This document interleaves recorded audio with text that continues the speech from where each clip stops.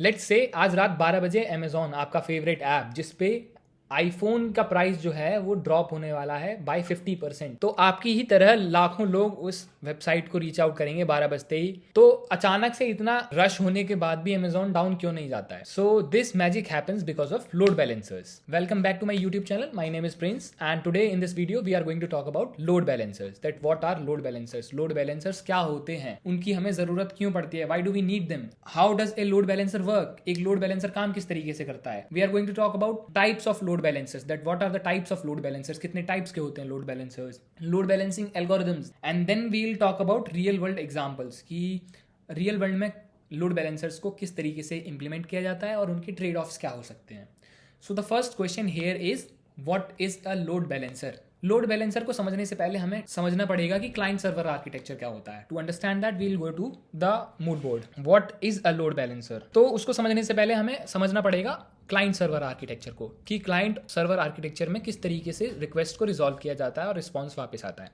तो let's say आप amazon.com पर जा रहे हो, you are the client and you are reaching out amazon.com amazon.com के सर्वर पर, है ना जी, सर्वर पर ही तो जाओगे, आपकी रिक्वेस्ट जो है वो सर्वर पर जाएगी। तो क्लाइंट की रिक्वेस्ट जाती है सर्वर पर और सर्वर उसको रिजॉल्व करता है एंड देन रिस्पॉन्स को वो वापस भेज देता है, response request. So this is called client server architecture. Client जो है रिक्वेस्ट कर रहा है to the server and server उसको रिजॉल्व करके रिस्पॉन्स वापस भेज देता है। This is called client server architecture. इसमें अगर आप पहली बार amazon.com के सर्वर को रीच आउट करते हो तो आपको amazon.com का जो सर्वर है उसका आईपी एड्रेस नहीं पता होता है। उसके लिए आपको डीएनएस हेल्प कर रहा होता है, डोमेन नेम लेजर होता है, डोमेन नेम को आईपी एड्रेसेस के साथ मैप करता है, वो डीएनएस हेल्प करता है। तो हमारे पास let's say you are reaching out to the amazon.com for the first time. आप पहली बार amazon.com पर जा रहे हो तो आपकी जो रिक्वेस्ट है वो पहले जाएगी डीएनएस रिजॉल्वर के पास और डीएनएस रिजॉल्वर देखेगा कि amazon.com जो है, amazon.com उसका आईपी एड्रेस क्या है। वो आईपी एड्रेस है लेट्स से 192.168.1.1। अब ये जो amazon.com का आईपी एड्रेस आपके पास नहीं था, आपकी रिक्वेस्ट गई डीएनएस रिजॉल्वर के पास, डीएनएस रिजॉल्वर ने आपको उसका आईपी एड्रेस वापस दे दिया। अब आप उस आईपी एड्रेस को हिट करते हो यूजिंग योर रिक्वेस्ट। आपकी रिक्वेस्ट उस आईपी एड्रेस पर हिट होती है जो कि amazon.com के सर्वर का आईपी एड्रेस है। जैसे कि आपकी रिक्वेस्ट उसके पास पहुंचेगी वो रिजॉल्व करके आपको दे देगा। लेकिन यहाँ पर अभी तक हमने कोई भी लोड बैलेंसर यूज नहीं किया है। लोड बैलेंसर यूज करने के लिए क्या होता है, आप सर्वर की आईपी एड्रेस को डीएनएस लेजर में नहीं डालते हो, डीएनएस रिजॉल्वर को नहीं देते हो, आप अपने लोड बैलेंसर की आईपी एड्रेस को उसको देते हो। अब हम लोड बैलेंसर को समझने के लिए आते हैं। आप हो क्लाइंट, स्टिल आपको amazon.com पे जाना है फॉर द एप्पल प्रोडक्ट। तो आपको सबसे पहले let's say for the first time you are reaching out to it, then हमारे पास एक होता है लोड बैलेंसर जिसका आईपी एड्रेस होगा let's say 192.1.1.1 and this is not the correct IP address, I know. और एक होता है हमारे एक नहीं, यहाँ पे मल्टीपल सर्वर्स होते हैं, ठीक है। ये सर्वर हो गया हमारा सर्वर 1 2 3, ठीक है। तो हमारा जो एक हो गया डीएनएस रिजॉल्वर। तो हमारा जो क्लाइंट है वो for the first time amazon.com के सर्वर पर जा रहा है, वो पहली बार ही आईफोन लेने जा रहा है। तो amazon.com वो पहली बार जा रहा है तो उसकी रिक्वेस्ट जाएगी सबसे पहले डीएनएस रिजॉल्वर के पास जो कि रिजॉल्व करेगा उसकी रिक्वेस्ट को। वो देखेगा कि amazon.com जो आईपी एड्रेस है वो क्या है, उसके मैप जो आईपी एड्रेस है वो क्या है। तो वो डीएनएस रिजॉल्वर इन सर्वर्स का आईपी एड्रेस ना देते हुए वो लोड बैलेंसर का आईपी एड्रेस रिजॉल्व करता है। वो लोड बैलेंसर का IP address, this IP address वो इसको दे देगा। अब जो है हमारा जो क्लाइंट है वो उसके पास लोड बैलेंसर का आईपी एड्रेस है तो उसकी जो रिक्वेस्ट जाएगी वो लोड बैलेंसर के पास जाएगी।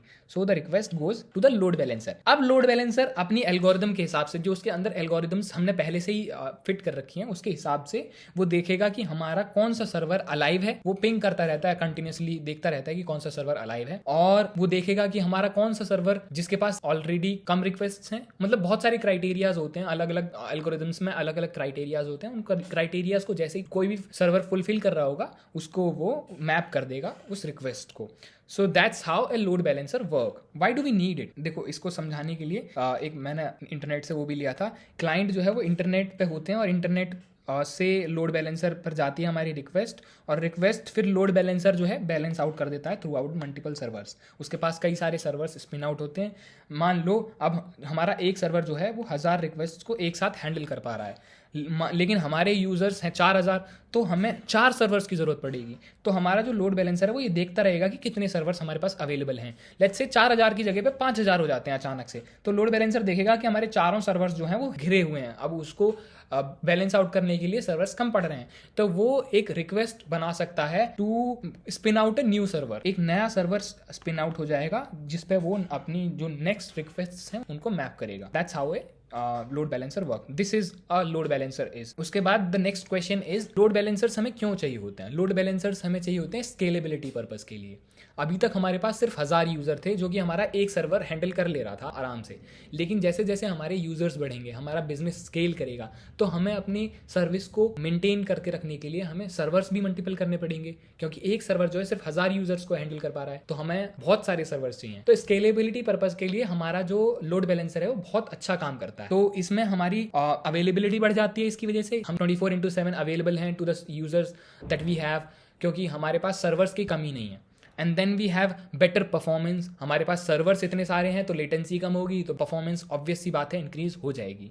And then for the fault tolerance, हमारे पास फॉल्ट टॉलरेंस कम इसलिए हो जाएगी क्योंकि इतने सारे सर्वर्स हैं, एक सर्वर अगर काम नहीं कर रहा होगा तो we have multiple servers to resolve the request. लेकिन यहाँ पर एक बॉटलनेक ये क्रिएट हो जाएगा कि हमारा अगर लोड बैलेंसर में कोई प्रॉब्लम है तो वो रिक्वेस्ट जाएंगी ही नहीं हमारे सर्वर्स में, तो एक बॉटलनेक भी बन सकता है हमारा लोड बैलेंसर जो है। लेकिन उसको अच्छी तरीके से कॉन्फ़िगर किया जाए तो load balancer is the best thing to have. And then moving on to the next part of the video, that how many types of load balancer are there. हमारे पास कितने टाइप्स के लोड बैलेंसर्स होते हैं? Server होता है ना, एक physical server होता है, उसमें हम अपने कोड्स को रन कर रहे होते हैं, तो इसी तरीके से लोड बैलेंसर भी होता है। It can be a software, can be a hardware. तो load balancer are of 2 types, जो कि एक लेयर 4 पर काम करता है, एक लेयर 7 पर काम करता है। सो द लेयर 4 वन जो कि ट्रांसपोर्ट लेयर है, उसका जो लोड बैलेंसर होता है वो थोड़ा डम्ब होता है, वो बहुत सिंपल काम करता है, वो लेस इंटेलिजेंट होता है in comparison to the load balancer जो कि लेयर 7 का होता है। तो लेयर 4 का जो लोड बैलेंसर होता है आईपी एड्रेस पर काम करता है, पोर्ट्स पर काम करता है, वो आईपी एड्रेसेस के हिसाब से बैलेंस आउट करता है। हमारा क्लाइंट जो है उसकी आईपी एड्रेस होगी जिसकी मदद से वो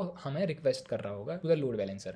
तो लोड बैलेंसर जो है वो देखेगा कि आईपी एड्रेस क्या है, उसके हिसाब से मैप करेगा, पोर्ट के हिसाब से मैप करेगा कि क्लाइंट का पोर्ट क्या है या कौन से पोर्ट पे वो रीच आउट करना चाहता है। फायदा ये है कि ये रॉ स्पीड के लिए बहुत अच्छा होता है, इसको कुछ देखना नहीं होता है, इसको बस ये देखना होता है कि आईपी एड्रेस क्या है एंड देन मैप कर देता है, तो ये बहुत अच्छी स्पीड दे देता है। And the layer 7 is the more intelligent one than the layer 4 layer 7 में क्या होता है, it's a smarter like load balancer, जो कि हमारे HTTPS या HTTPS हेडर्स को भी इंस्पेक्ट करता है, हमारे ऑथराइजेशन हेडर्स जो होते हैं उनके हिसाब से राउट कर सकता है, यूज़र / एडमिन इस तरीके के रूट्स होते हैं ना, उन रूट्स के हिसाब से ये मैप कर सकता है टू द मल्टीपल सर्वर्स। मान लो एक सर्वर है जो कि यूज़र्स को हैंडल करता है, एक सर्वर है जो कि एडमिन्स को हैंडल करता है, तो ये वाला जो लोड बैलेंसर है हमारा लेयर 7 वाला, वो राउट्स के हिसाब से मैप कर सकता है। मान लो हमने कॉन्फ़िगर कर दिया कि /यूजर वाला जो है वो सर्वर 1 को जाए रिक्वेस्ट, /एडमिन वाली जो रिक्वेस्ट है वो सर्वर 2 को जाए, तो जो हमारी रिक्वेस्ट आ रही होगी थ्रू आउट सम रूट भी तो आता है उसके साथ, तो हमारा जो लोड बैलेंसर है उसके हिसाब से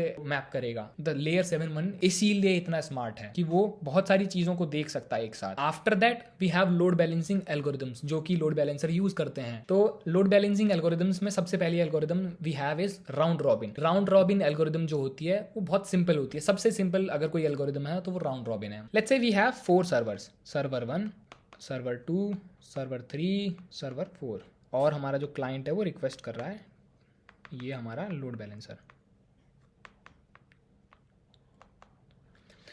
तो राउंड रॉबिन किस तरीके से काम करेगा? राउंड रॉबिन देखेगा कि हमारे पास सर्वर 1 के पास पहली रिक्वेस्ट जाएगी, 5 लोग रिक्वेस्ट कर रहे हैं, तो सर्वर 1 के पास पहली रिक्वेस्ट गई, सर्वर 2 के पास दूसरी रिक्वेस्ट गई, सर्वर 3 के पास तीसरी रिक्वेस्ट गई, सर्वर 4 के पास चौथी रिक्वेस्ट गई, and the 5th request will go to the server 1। The 5th request will go to the server 1। इस तरीके से वो राउंड सर्कल करता रहता है और रिक्वेस्ट को मैप करता है।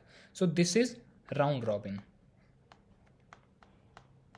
The next algorithm we have is least connections algorithm. इसमें क्या होता है, हम देखते हैं कि कौन से सर्वर के पास सबसे कम कनेक्शंस हैं, अवेलेबल हैं इस टाइम पे, सबसे कम कनेक्शंस को कौन सर्वर हैंडल कर रहा है, उसके पास हम अपनी रिक्वेस्ट को मैप कर देते हैं। सो लेट्स से हमारा जो सर्वर 1 है उसके पास 2 रिक्वेस्ट हैं और बाकी 3 सर्वर्स के पास सिर्फ एक रिक्वेस्ट है। तो in least connection algorithm we will map the next request to the next ideal server, जो कि सबसे कम रिक्वेस्ट को एक टाइम पे हैंडल कर रहा होगा। हम 2 को भी कर सकते हैं, 3 को भी कर सकते हैं, 4 को भी कर सकते हैं, जो 6th रिक्वेस्ट होगी। एंड देन ऐसा तो है नहीं कि सर्वर सेम कॉन्फ़िगरेशन के होंगे। हो सकता है एक सर्वर जो है जो कि 2 GB CPU के साथ है, 2 GB रैम CPU के साथ है, और एक सर्वर है 8 GB रैम CPU के साथ। तो जो 8 GB वाला है वो जल्दी रिजॉल्व कर सकता है, मल्टीपल रिक्वेस्ट्स को एक साथ हैंडल कर सकता है। तो हम जो है सर्वर्स को वेट कर देते हैं कि इसका इतना वेट है और इसका इतना वेट है, और उसके प्रपोर्शन के हिसाब से हम अपनी रिक्वेस्ट जो नेटवर्क ट्रैफिक है उसको मैप करते हैं। लाइक मान लो हमारे पास 2 GB वाला है और एक 8 GB वाला है, तो 2 सर्वर्स हैं हमारे पास। अब हमारे पास 10 रिक्वेस्ट्स हैं, तो हमारी जो पहली 2 रिक्वेस्ट होंगी वो चली जाएंगी फर्स्ट और 2 GB के पास, एंड देन बाकी जो 8 हैं वो चली जाएंगी 8 GB के पास। इसी तरीके से ये वेट बना दिया हमने कि 8 रिक्वेस्ट को ये हैंडल करेगा, 2 रिक्वेस्ट को ये हैंडल करेगा, आगे आने वाली इसी तरीके से हैंडल करते जाना। मान लो 20 रिक्वेस्ट हो जाती हैं तो ये 4 हैंडल करेगा और ये 16 हैंडल करेगा। मान लो 30 हो जाती हैं तो ये 6 हैंडल करेगा और ये बाकी जो भी रिक्वेस्ट बचेंगे उसको इस तरीके से वेट कर दिया जाता है। This is called weighted algorithm. इसमें हम वेट असाइन कर देते हैं to a particular server. After load balancing algorithms, we now have real world examples like Amazon और Netflix load balancers use करते हैं। बहुत sophisticated होते हैं उनके load balancers, often like cloud based load balancers like Amazon का Elastic load balancer है, Elastic load balancer। Amazon अपने हर सर्विस से पहले Elastic लगा देता है। Elastic मतलब stretch कर सकते हो आप, अपनी चीज़ को scale कर सकते हो, तो इसीलिए Elastic is a term which is often used by Amazon Web Services, जो कि वो अपनी हर सर्विस से पहले लगा देता है। Elastic Bucket, Elastic ये, Elastic वो। So elastic is a term that is used by Amazon. तो इलास्टिक लोड बैलेंसर्स यूज़ करते हैं बहुत सारे, अमेजॉन वेब सर्विसेज है, नेटफ्लिक्स है, ये लोड बैलेंसर्स यूज़ करते हैं, बहुत सोफिस्टिकेटेड होते हैं इनके। और फिर उसके बाद ऑटो स्केलिंग ग्रुप्स होते हैं। अपने लोड बैलेंसर को आप ऑटो स्केलिंग ग्रुप के साथ भी अटैच कर सकते हो। मान लो आपके पास 4 सर्वर्स अवेलेबल हैं लेकिन आपका ट्रैफिक बढ़ता जा रहा है, तो आप एक ऑटो स्केलिंग ग्रुप के साथ उसको अटैच कर दो लोड बैलेंसर को। तो लोड बैलेंसर को जैसे ही पता चलेगा कि चारों सर्वर और रिक्वेस्ट को हैंडल नहीं कर पा रहे हैं, तो वो एक रिक्वेस्ट जो है ऑटो स्केलिंग ग्रुप को भेज देगा, और ऑटो स्केलिंग ग्रुप जो होगा वो नया सर्वर स्पिन कर देगा जो ऐड हो जाएगा to the server pool. Server pool में 4 सर्वर्स थे, एक और सर्वर ऐड कर दिया हमने, तो नेक्स्ट टाइम जो भी हमारा सर्वर ऑनलाइन नहीं हो जाता है तब तक वो चारों हैंडल कर रहे होंगे, and then the 5th one will also handle the load. इसी तरीके से लोड बैलेंसर्स काम करते हैं। तो रियल वर्ल्ड में भी इसका बहुत अच्छा इस्तेमाल किया जाता है। अमेजॉन वेब सर्विसेज मतलब cloud based load balancers are the best load balancers out there in the market, but आप अपना एक हार्डवेयर रख के उस पर भी लोड बैलेंसर को कॉन्फ़िगर करके उसको भी इंटीग्रेट कर सकते हो with your system. But we have trade offs. Load balancer का ट्रेड ऑफ ये होता है कि इससे जो है ना 2 चीजें हो जाती हैं। एक तो बॉटलनेक क्रिएट हो सकता है। अगर आपका लोड बैलेंसर अच्छे तरीके से कॉन्फ़िगर्ड नहीं है तो लोड बैलेंसर जो है बहुत सारी रिक्वेस्ट्स को सर्वर तक पहुंचने भी नहीं देगा। सो आपका जो लोड बैलेंसर है उसको प्रॉपर तरीके से कॉन्फ़िगर करना पड़ेगा और उसको मेंटेन करके रखना पड़ेगा। अगर लोड बैलेंसर में दिक्कत होती है तो सर्वर्स के पास तो रिक्वेस्ट जाएगी ही नहीं। And then the second trade off can be latency trade off. Latency थोड़ी सी रिड्यूस हो जाती है व्हाइल यूजिंग लोड बैलेंसर्स, क्योंकि बीच में आप एक लेयर यूज कर रहे हो ना, आपकी रिक्वेस्ट जो है वो डायरेक्ट सर्वर के पास नहीं जा रही है, वो लोड बैलेंसर के पास जा रही है, और लोड बैलेंसर अपनी कंप्यूटेशंस परफॉर्म करने के बाद आपकी रिक्वेस्ट को सर्वर के पास भेज रहा है। तो वो जो कंप्यूटेशंस परफॉर्म हो रही हैं विद योर रिक्वेस्ट, तो उसको रिजॉल्व करने में टाइम लगेगा, वो लेटेंसी क्रिएट कर देता है, तो वो लेटेंसी थोड़ी सी बढ़ जाती है।